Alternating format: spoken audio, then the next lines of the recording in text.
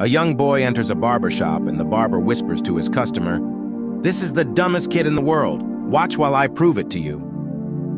The barber puts a dollar bill in one hand and 2 quarters in the other, then calls the boy over and asks, "Which do you want, son?" The boy takes the quarters and leaves. "What did I tell you?" said the barber. "That kid never learns." Later, when the customer leaves, he sees the same young boy coming out of the ice cream parlor. "Hey, son, may I ask you a question?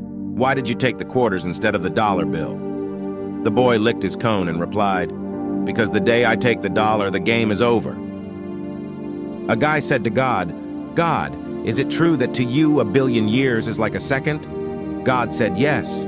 The guy said, "God, is it true that to you $1 billion is like a penny?" God said, "Yes." The guy said, "God, can I have a penny?" God said, "Sure, just a second." Putin is held hostage by a terrorist.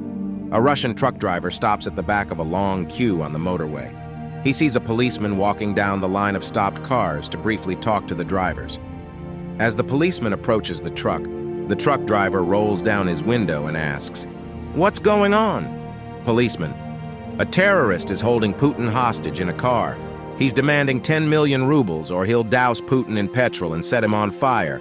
So we're asking drivers for donations." Driver, "Oh, okay. How much do people donate on average?" Policeman, "About a gallon." A wife got so mad at her husband she packed his bags and told him to get out. As he walked to the door, she yelled, "I hope you die a long, slow, painful death." He turned around and said, "So you want me to stay?" My boss was honest with me today.